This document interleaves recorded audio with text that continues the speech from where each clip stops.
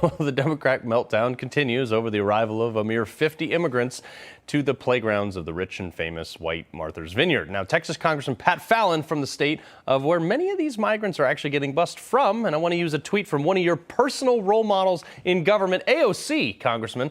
She tweeted Friday evening, "It's appalling that far-right politicians seem to have decided that fall before an election is their regularly scheduled time to commit crimes against humanity on refugees." It wasn't a crime when Joe Biden was flying them into the middle of the night into Westchester Airport, was it? Crimes against humanity. That's interesting that Ms. Ocasio-Cortez says that. You know what? These liberals, Carl, can cry me a bloody river. 50 migrants to Martha's Vineyard, 1,000 to New York City and 10,000 to D.C. Yeah. And they say, oh, my God, this is a humanitarian crisis. How about 300,000 a month in Texas? I mean, we're looking from April to August, the tail of the tape. In April, it was 234,000 illegal border crossers, which was 1,258% worse, Carl, than the last April President Trump was in office. And May was 240,000 nearly, and that was 930% worse than the last May that President Trump was in office.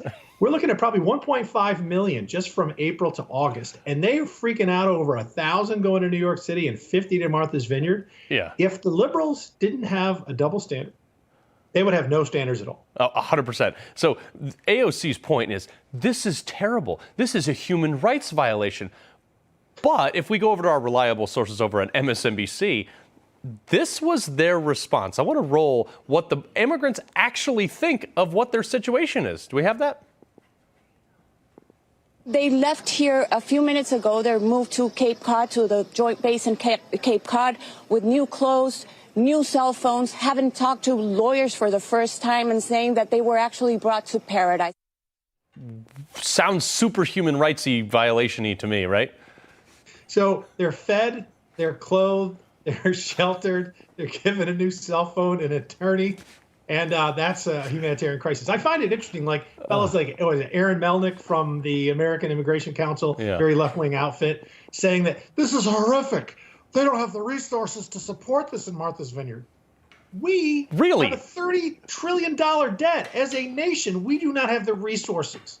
Yeah. And we don't even have the capacity to support, really, we don't even know how many it's going to be now under Biden, Carl. 3 million, 4 million, 5 million illegal border crossings in a given year. We've never even seen 2 million. And he's blowing it out of the water because there is a de facto open border. So, yes, we don't have, Aaron, you're right. It is. We don't have the resources. That's why we need to secure our border and keep people in their home countries while their cases are adjudicated. No part of their solution was, we don't have the resources, we need to secure the southern border. It was, we need to keep them in Texas. And Jeffrey Lord brought up a great point this morning. I mean, phenomenal point. I can't believe nobody has made this across any network. Barack Obama brought in a massive tent to have this huge party during COVID with no masks, and that tent is large enough to house potentially hundreds of these migrants. No one wanted to do that. Instead, they brought in 125 armed National Guardsmen to hustle these people out. Martha's Vineyard now has a 100% deportation rate, and you're the bad guy, Congressman.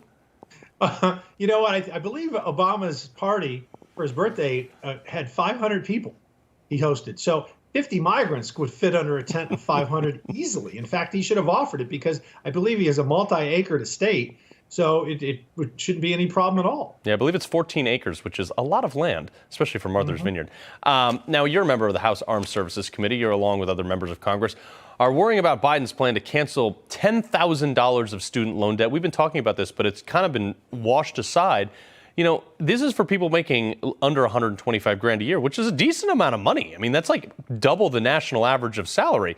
Now, Congressman, they're worried about inflation. They have the Inflation Reduction Act, yet they light money on fire and flush the ashes down the toilet.